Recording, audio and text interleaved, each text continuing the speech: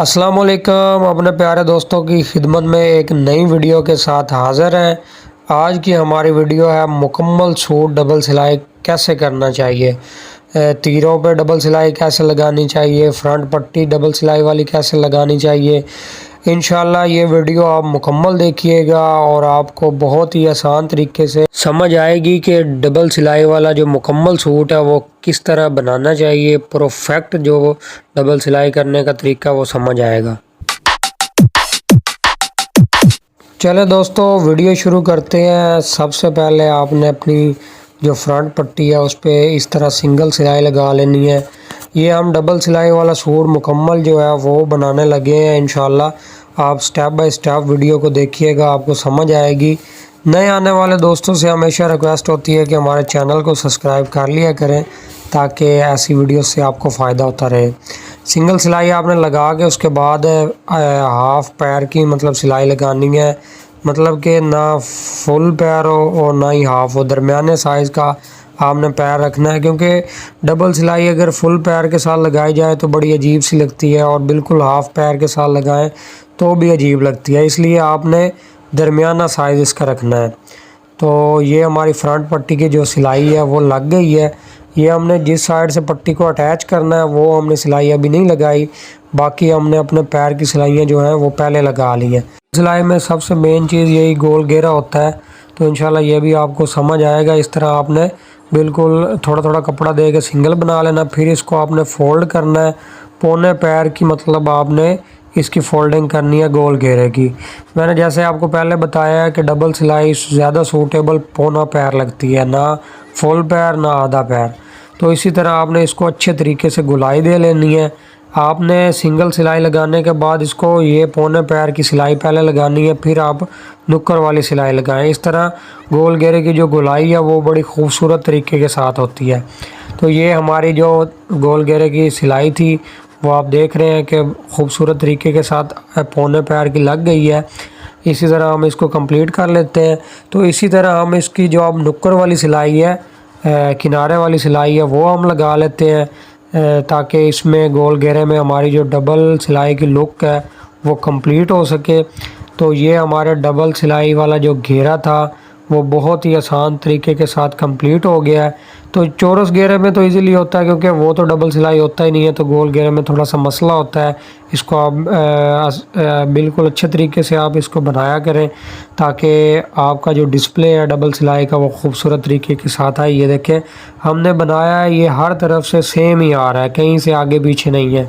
तो आप अपनी सफाई का बहुत ही ख़ास ख्याल रखा करें। अब हम अपनी फ्रंट पट्टी जो है, जो हमने एक सिलाई छोड़ी थी जिधर से हमने लगानी थी, उस साइड से हम अपनी सिलाई जो है वो लगाते हैं। जो पैर की सिलाई पहले मैंने आपको बताया था वो हमने पहले ही लगा ली है। इसी तरह पट्टी को आप पहले ही सिलाइयाँ लगा लिया करें। बाज़ दफ़ा हम भूल जाते हैं कि पट्टी को सिलाई पहले लगानी थी, या बाद में हम याद आता है कि ये डबल सिलाई वाली पट्टी थी। तो ये आप कोशिश किया करें सबसे पहले अपनी फ्रंट पट्टी को है पहले पैर की सिलाइयाँ जो हैं वो लगा लिया करें।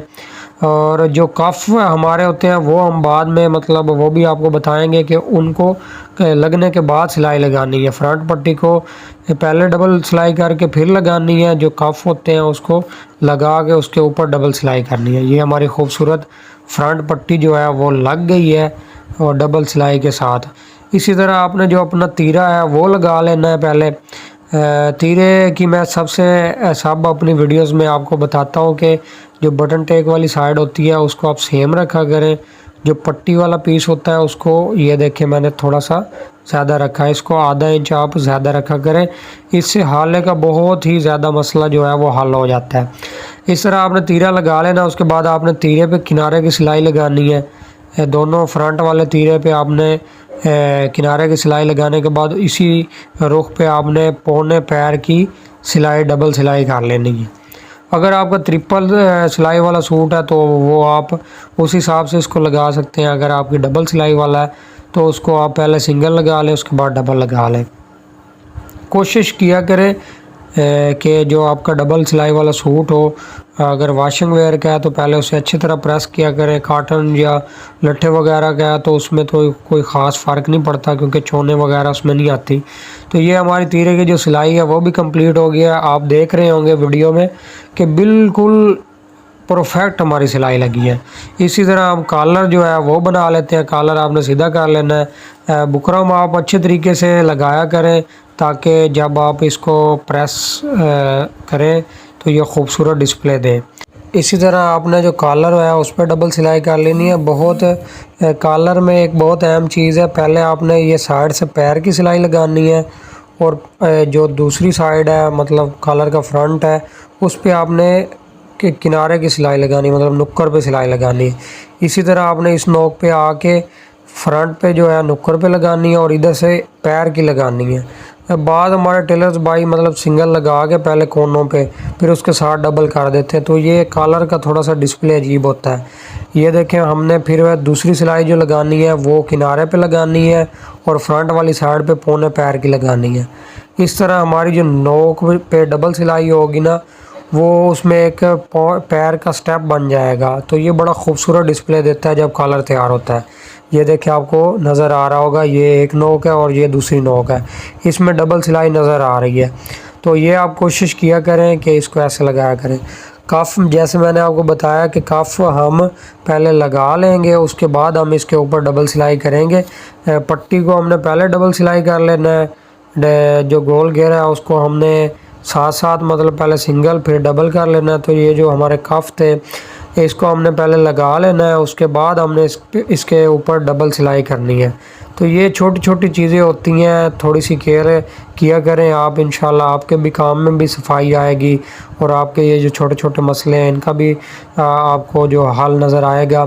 صرف تھوڑی سی آپ توجہ دیا کریں اپنے کام میں جب آپ کرتے ہیں تو انشاءاللہ یہ صفائی یہ کام آپ کا بھی اسی طرح آئے گا۔ یہ ہم نے سنگل سلائی کے بعد اس کے اوپر سے اس کے ڈبل سلائی لگا لیا۔ یہ دیکھیں آپ نے اس کو اچھے طریقے سے ڈبل سلائی بعد میں لگانی ہے، جیسے آپ نے کف لگا کے اس کے بعد لگا لینی ہے۔ یہ دیکھیں ماشاءاللہ ہمارا کف کا ڈسپلے بھی خوبصورت آ رہا ہے۔ اسی طرح آپ نے اپنے جو کندھے ہیں ان کو بھی پہلے آپ نے کنارے کی سلائی لگانی ہے اور پھر اس کے بعد اس کو پونے پیر کی سلائی لگانی ہے۔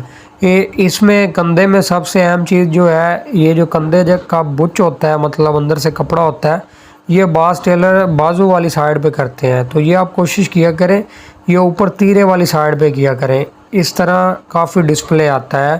امید ہے کہ یہ آج کی ویڈیو آپ کے لیے فائدہ مند ہوئی ہوگی۔ انشاءاللہ کسی اور ویڈیو میں ملیں گے، تب تک کے لیے اللہ حافظ۔